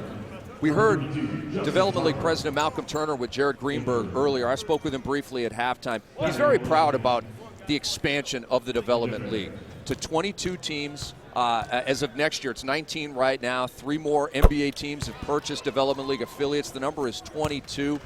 They hope one day to have it be 1-for-1, all 30 teams having their own affiliate. But you can really feel the excitement and enthusiasm from Malcolm Turner. And we love being a part of the Development League All-Star Game presented by Kumho Tire as Will Cummings puts it in. West leads by 7. It has been very encouraging, the growth of the league, especially over the past 3 seasons. And the 30-team single affiliates, as Paczynski gets the dunk on that end. I think Isaiah speaks volumes for teams and for this league about its continuity and about when young players aren't quite ready for the pro game, how it is that you can teach them how you want to play, move them up and down between the NBA roster, get them minutes, but also just have the same verbiage, the same terminology, the same sort of philosophies that you can watch these guys learn and grow as players as they spend 2 and 3 years that are time well spent, instead of traveling team to team and being out of sorts. So that continuity is going to be huge for the D-League and for the NBA. Oh, look at this. Isaiah, was that better? The dunk by Vincent Hunter, the dime there by Munford. Was that better than what we saw at halftime in the dunk contest? It was a lot better and definitely definitely more thought out and a little bit more planning. So back comes Cook and the East down 7. And Suggs is now feeling it in the second half, and the East is within 4. I just like how this game has remained relatively close, and I wonder if Coach Dan Craig is going to put out all 4 of his Sioux Falls players to run some of his late game offense if need be. Jimmer Fredette again. He's up to 24 points. He's made 10 of 14 shots from the field, and he's got the East within 1. And you love the way he's shooting the basketball. And you know when a guy's such a great shooter like that, all his teammates look for him on the fast break and even in half-court activity.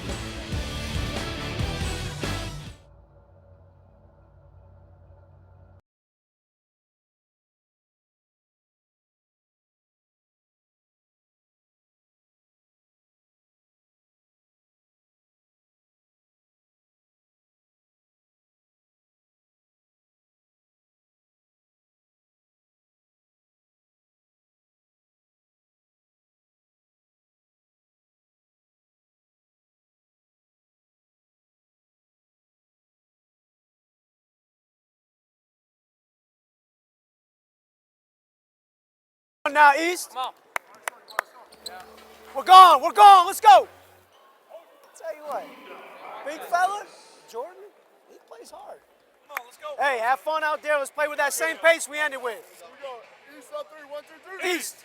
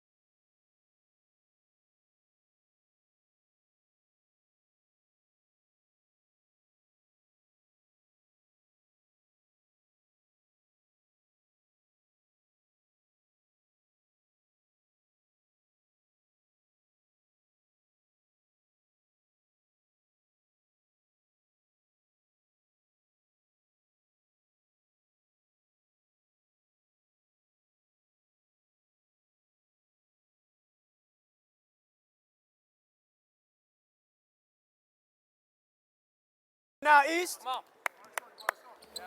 We're gone, let's go. Tell you what, big fella, Jordan, he plays hard. Come on, let's go. Hey, have fun out there. Let's play with that same pace we ended with. Here we go. East up 3, 1, 2, 3. East. Dan Craig, head coach of the Eastern Conference D-League All-Stars, mic'd up. And he and Sioux Falls set a record, best 25-game start in the history of the D-League at 21-4. They have the best record at the All-Star break at 23-7.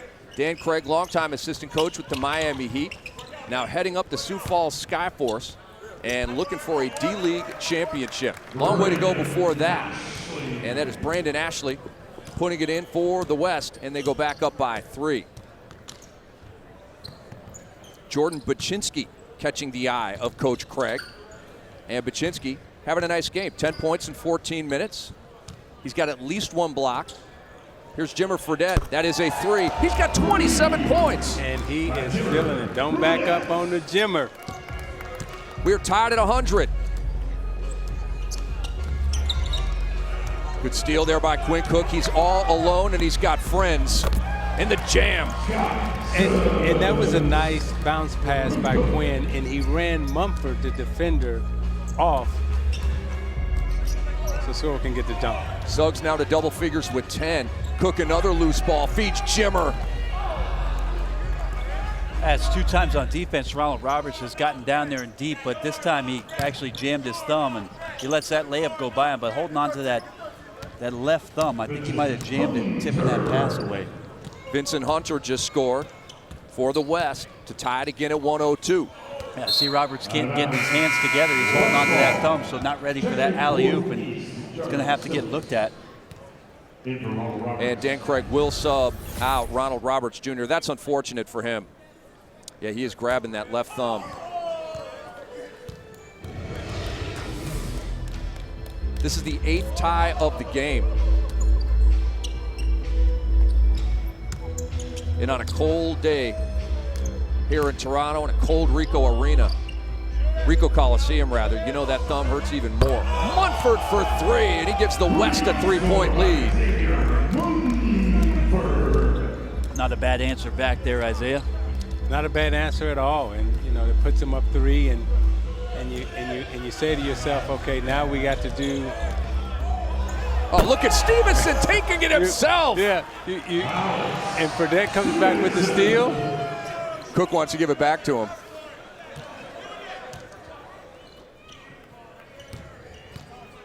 Suggs, after 0 points in the first half, missed that time, but he's got 10 on 4 of 6.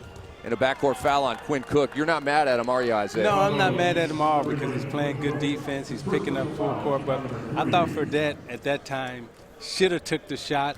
You know, it was a heat check. It was a momentum play. It's all-star moment. He's feeling it. He's trying to play the right way, but this is when you want to perform and entertain a little bit also. Hunter left the finger roll short. Cook back for the East. He is looking for Jimmer.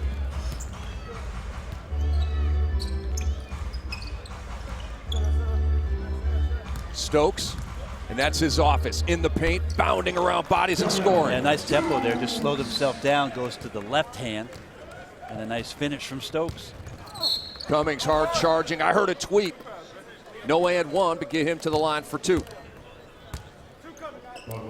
And I like what Stokes did on the other end in terms of slowing himself down. Normally when a big guy finds himself being guarded by a smaller player like Cummings was guarding him in the post, normally that big guy just puts his head down and runs him over.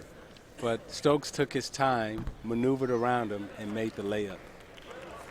Want to tell you about the Vince Carter All-Star interview. The great Vince Carter reflects on his career in an exclusive conversation with Steve Smith, from slam dunk champion to respected veteran. It's all covered in Vince Carter, The Interview, Monday at 9 Eastern on NBA TV. Good game, knotted up. Love it. 5.5 to go in regulation. Jimmer Fredette. Gone a little bit cold here, latter stages of the second half. Brandon Ashley bobbled it and got it back. Shoots over Stokes. Nice feed inside. Justin Harper puts it in with the left hand. And the West up by 2 as we go under 5 minutes. And Hunter, looking for the steal, runs over Quinn Cook, so a foul on him and a timeout on the floor. As you might imagine, both teams shooting very well. The East 57%, the West 56%, and down the stretch we come.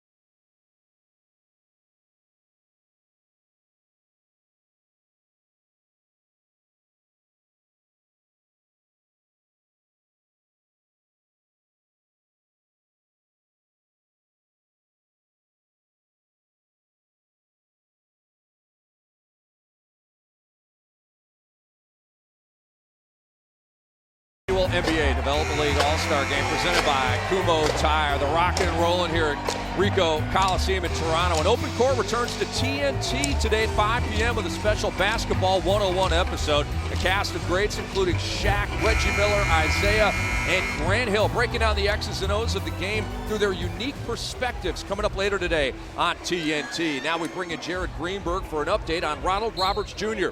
Guys, he's been cleared by the medical staff to return. Roberts with a jammed left thumb. Jared, thank you very much. You saw a little bit of a wrap on that thumb. Hopefully Ronald can get back in the game. That is Jarnell Stokes getting back in the scoring book. Again, an impressive move at his size, showing some quickness, and then on the spin, relocating the rim. 10 points in 14 minutes for Jarnell. Here's Harper for 3. And the rebound by Putney. Harper says, why not? Short again. But Hunter beat Stevenson to the rebound, and I'm kind of shocked by that. Stevenson's the leading rebounder in the D-League at almost 14 per game and was just standing there. Wow. Nice release from Suggs there. East moving the ball from right to left, and Suggs knocks down the deep one. And the East up by 1. This possession probably will take us under 4 minutes to go. Putney on the move, finger rolling, left it short. And then driving in for the bucket is Xavier Munford. And the West takes the lead back, just under 4 minutes to go. Jimmer driving, cut off, out to Stokes, and he nails another one. And Stokes, you know, this is his bread and butter, the mid-range game, 15 feet and in. You know, that's where he's most effective. And Brandon Ashley comes back for the West and draws a foul. He'll go to the line and a chance to take the lead. The foul on Suggs. 3:33 to go. Bones. We got a thriller here at the Ricoh Coliseum. Yeah, I'm still curious because Coach Craig has 4 of his players from Sioux Falls. And if this game stays as close as it's been, and we get to the last minute and a half, he can dig into his playbook and send his 4 guys out there and say, run what we've been doing all year long. We've been very successful at it in the D-League. Best record for Coach Craig. And those 4 Sioux Falls players, Trey Kelly, Jarnell Stokes, Keith Benson. And you see the East has come back with a much smaller lineup. You got Fredette, you got Cook, you got Kilpatrick out there, out on the perimeter. All 3 can penetrate, shoot the basketball. Be interesting to see how the West matches up to that. Fredette has 30, and the East has the lead. 116, 114, 3:20 to go. He is 3 away from matching the D-League All-Star Game record of 33 set by Robert Covington back in 2014. Brandon Ashley hits again. We're tied at 116.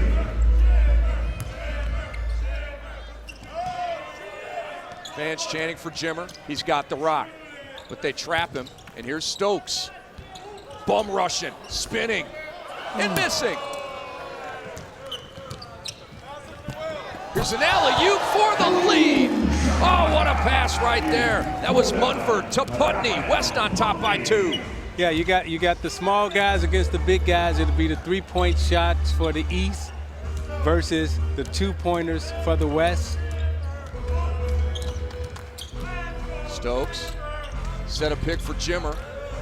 Got it to Kilpatrick. Way off with that J. Rebound to Ayers. West up 2 with the rock as we approach 2 minutes to go. Yeah, and the West should have the advantage when it comes to rebounding and playing inside. But anytime there's a turnover, the East definitely will be able to fast break and knock down threes. Kilpatrick. Jimmer tapped it, kept it alive, and got the rebound. Cook saw an open lane, didn't want the layup. Jimmer wants 3, and he got it. He has tied the D-League All-Star scoring record for a game at 33, and he's also tied the record with 6 threes made in a D-League All-Star game. I love the fact that he moved into the pocket for Cook to see him and knocked that one down as well. And he gives the East a 1-point lead. Rebound underneath by Kadi Lalane. And the West goes up by 1. And they're going to have trouble. The East is going to have trouble keeping the West off the boards. But if there's a long rebound, then the East is out in transition. Well, you just said that, Isaiah, about the big advantage, and now Coach is coming back. Coach McDonald coming back with the little guys for the West. And on this possession, maybe they can create some offense with that quickness and more playmaking ability. A pair of zeros have come into the game. Vanderblue and 2 Holloway. Cook with some good D right there, but staying after it was Munford, and the West now leads by 3. Just over a minute to go in the 10th annual D-League All-Star Game presented by Kumho Tire, and Jarnell Stokes is fouled. So, and we see the substitution that was made, the smaller East forcing the West to come back with small ball. However, the West 2 small players coming in, they're not as loose. So Cook, Kilpatrick, Fredette, right now they have the 30-second advantage until the West defenders really get into it. Jimmer spinning. Here's Suggs for the tie. And the rebound to Vanderblue. We're under a minute to go.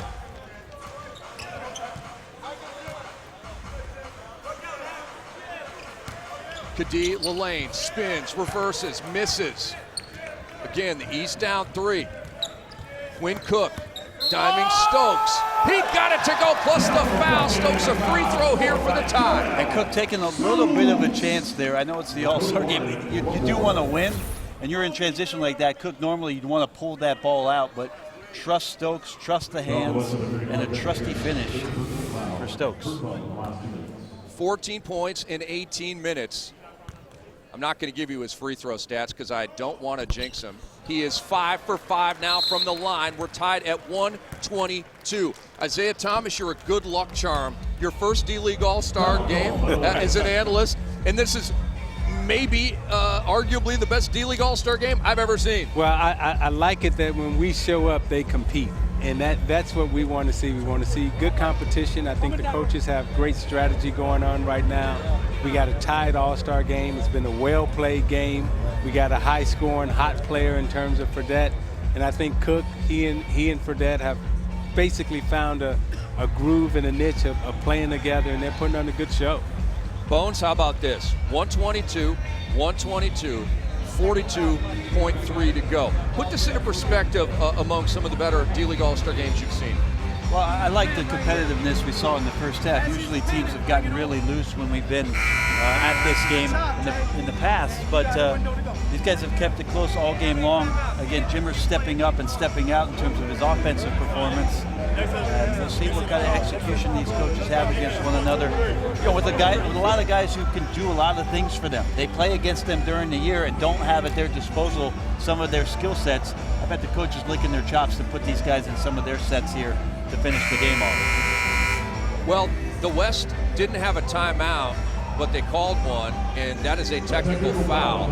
So Ken McDonald, the head coach of the Western Conference All-Stars, with a glaring mistake here with 42.3 left. And Kilpatrick is at the line for the technical free throw. McDonald shaking his head. And Kilpatrick cannot give the East the lead. Wow. So a good timeout. Yeah, that's So that bad timeout, the mistake was contagious as Kilpatrick misses. And Jarnell Stokes going back to work. The lefty hook is good, and the East has the lead by 2. Oh yeah, they went right back to big boy basketball. Get it into Stokes, let him take advantage. Munford off, so that timeout did lead to a bucket by the East. Now they are in full control. Jimmer had it knocked away though. And they can play solid D. They can play solid D, Rick. There's a difference in the shot clock where the timeout can advance. So no reason to foul here for the West. Vanderblue, not a reason to foul. So Vanderblue tags Kilpatrick, who's laughing as he heads back to the free throw line. I know he just missed a technical, but really no reason for them to foul if they get that stop. Would have been enough time to time out and advance the ball. Kilpatrick, that free throw attempt was his only one of the game. He's got 11 points in 18 minutes. And, whoa. That was close. A friendly roll. A very friendly roll. Here at Toronto. Very friendly roll. So the he East got one of up those, by 3. He got one of those White Plains, Westchester roads. That's where he's from. And I know people are watching back at home. Kilpatrick, leading scorer in the Development League here at the All-Star break at 26.5 points per game. Big one right here, and he got it. 4-point lead for the East, 10.6. It's going to be tough for the West at this point. Here's Tu Holloway, cut off, still trying to drive. And the bucket is good by Lido on the reverse with 3.5. They got a foul, and they do. They get Jimmer Fredette at 2.4. Is there Jimmer closing in on the record? How far away is he? He's tied it, so if he hits one of these free throws, he has the D-League All-Star Game record for most points scored. And a pretty obvious choice for MVP. But it's not surprising that he's the leading scorer in this game. He came in with that reputation. This game is tailor-made for his style of play, and he took advantage of it. And there it is, a Development League All-Star Game scoring record, 34 points for Jimmer Fredette. And it looked like it was a 34 easy points. Now 35. Just pouring in off his hand. Most importantly, a 4-point lead for the East with 2 seconds left. Tu Holloway will launch, and that is it. The Eastern Conference All-Stars have won the 10th annual Development League All-Star Game presented by Kumho Tire. Jimmer Fredette, 35 points on 13 of 19 from the field. And when we return here to the Ricoh Coliseum in Toronto on All-Star Weekend, it'll be the MVP presentation. Don't go anywhere.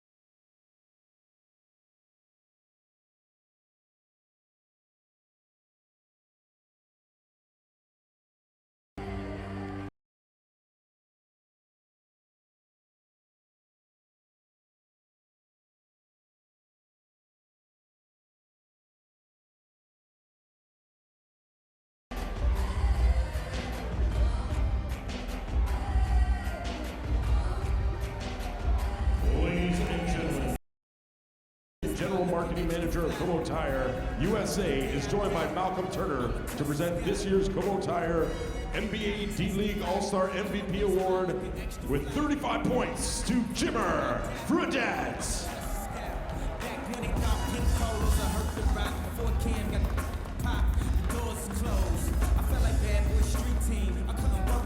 All right, Jimmer, I gotta ask you, you dropped 35 points. You did a wonderful job. Simple question, how does it feel to get that MVP? You know, it's an honor just to be here at the All-Star Game with such great players. We work so hard during the season, and it's exciting to be out here, and just being able to play is definitely an honor. So I'm appreciative of it, and congratulations to all my teammates out here. Ladies and gentlemen, Toronto, Jimmer deserves a nice round of applause. Give it up for your MVP. Hold that thing up nice and high. Congratulations to you.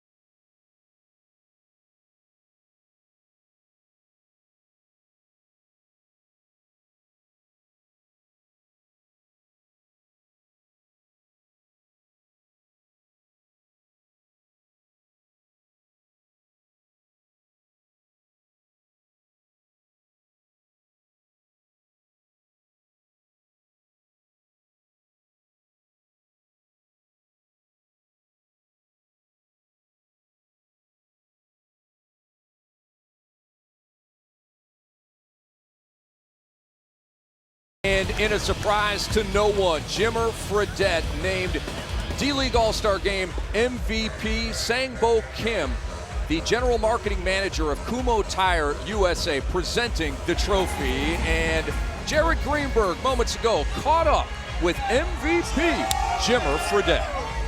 Yeah, Rick, we're live here with the MVP. Not just the most valuable player performance, but a record-setting day here. 35 points, the most we've ever seen in a D-League All-Star game. And it didn't seem like it was forced coming out of you.